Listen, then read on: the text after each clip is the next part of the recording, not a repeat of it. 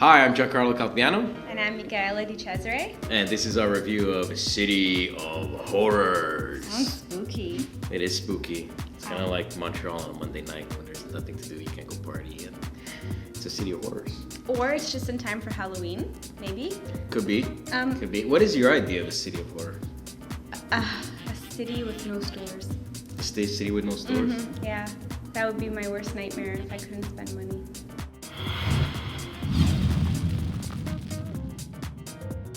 In City of Horror, players are faced with a zombie invasion that they must work together to battle, but sometimes betray one another for their own survival.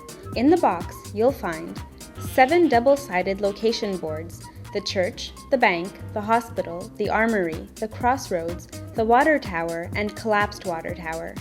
3 road boards, a water tower base and top to be assembled, 21 double-sided character cards, one side for rested, one for exhausted, 22 character stand-ups, 40 zombie stand-ups, 70 colored base stands, 30 colored ones for the players and 40 black ones for the zombies, 36 movement cards, 40 action cards, 20 invasion cards, 6 explosion markers, 4 fire markers to be assembled, a first player token, 12 food tokens, 20 antidotes tokens, 1 zombie leader token, 3 caches to be used during games with less than 6 players, 6 colored summary cards for the chosen color of each player, and, of course, the rulebook.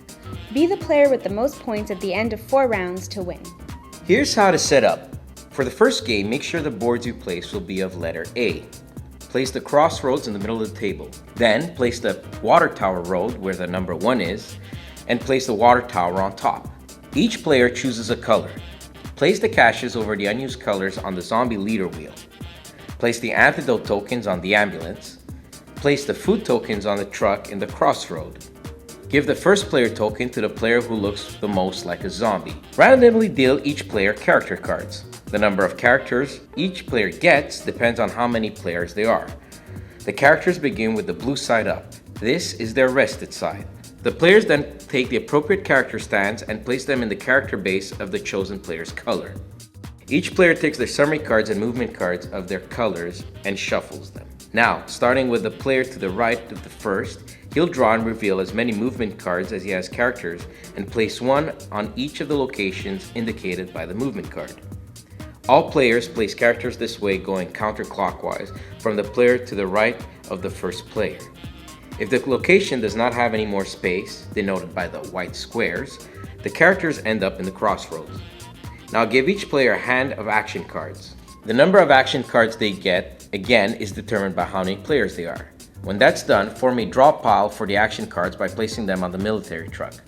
Finally, draw and reveal a random 0-hour card. Put the number of zombies indicated on each location. And lastly, take a random invasion card from each hour without looking at it and form a deck from 1 a.m. to 4 a.m.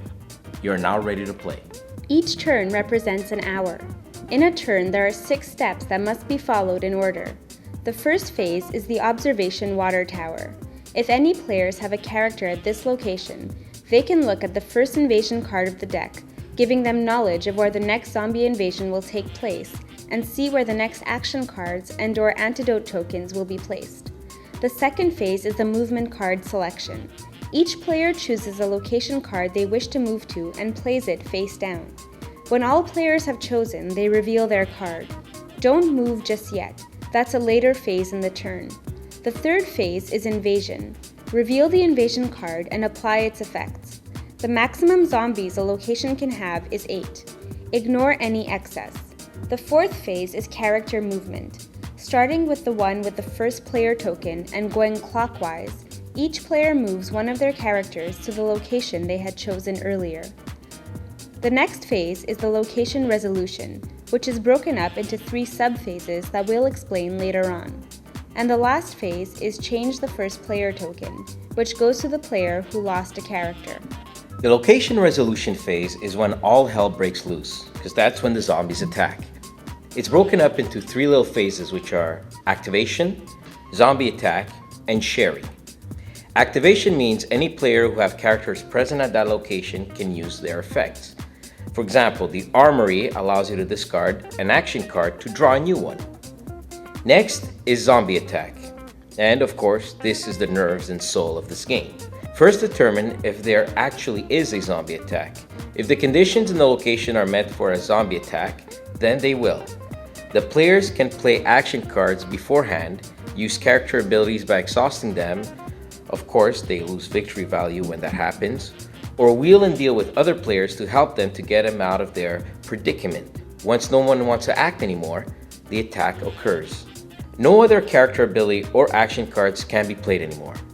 The good news is the zombies will only kill one character. The bad news is the people in that location will have to vote who gets eaten. Every character in that location casts one vote each. So a player with two characters there will be stronger than a player with one. In which case, the player with the two votes will use them to get the character of the other player killed. In case of ties in votes, the first player is the tiebreaker and will make the final decision. When a character dies, return to the box along with his card. You cannot score points from him anymore. The last step within the location resolution phase is sharing. If there are action cards or antidote tokens at the location, another vote will occur similar to the zombie attack phase. Only difference is the loot must be shared, but not necessarily with the other people in the location. So again, players can discuss or bribe the winning player to get the other loot. If there is a tie though, no one gets the loot. The first player does not break ties in sharing. At the end of the 4th hour, the game ends. Scoring is calculated for each character the player has that is alive and has discarded an antidote token for. The helicopter will not risk the spread of infection. Add extra antidote shots and the value of your food tokens if you have any, and the players with the most points wins. City of Horrors is a semi-co-op game where alliances are made, betrayed, and survival instincts take precedence. Zombie-themed games are always a plus here at BTD, and what's fun about this one is how far you'd go to survive. People will die, there is no question about it, but who are you willing to sacrifice, and how to gain that edge over your competitors? The board and characters are filled with great details, right down to the food truck on its side to the 3D water tower, which gives you a bird's eye view. The times we played, the score was always almost even, right down to counting how many characters are alive in cases of ties to determine the winner, which was pretty often. Strategies include wiping out zombies while blowing the water tower up to kill 2 of the characters from other players, to utilizing the water tower and plan your move accordingly, to sending in the Screaming Blonde with another of your characters to kill off another player's character. Yes, the Screaming Blonde attracts more zombies. Speaking of the blonde, we love how you can exhaust her and when you do, there's a muzzle on her. And for us geeks, we know how to deal with zombies so we can lure one away from the location. Yes, that's a Bazinga t-shirt he's wearing. City of Horrors is rife with detail like that. It is competitive, but it's done in great fun. And even though there's betrayals, they are not constantly on the same person, because now that they're weak, your other competitors must be taken down a peg for you to have the most points.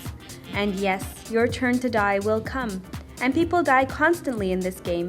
City of Horrors' hordes of zombies are relentless, and your resources are so limited you can't spend them all during your first turns of the game. There is a great deal of luck with the action cards and the characters you were allocated, but that's when you have to use location benefits to your advantage. Also, the experienced mode lets you draft the action cards at the beginning of the game to minimize luck. The signs may look confusing at first, but they're all explained in the rulebook, and you'll understand them in no time. It's chaotic, the pressure mounts, and you have to use your diplomatic charms, strategy, and luck to come out on top in City of Horrors. It might not be for everyone, but if you like debates, manipulating others, and squeaking by silently like one of our players did, this one might be for you. We give City of Horrors 7.5 out of 10. You know what else I think is sexist? This woman with the huge boobs and the cat that's like stuck to her. That's not sexist. What is that? It's real life. No, it's not. She's bent over in this weird porno position. I'm sorry, I'm becoming a feminist. See, right now, this is not a city of horror. This is a great city to me. Like that, cat.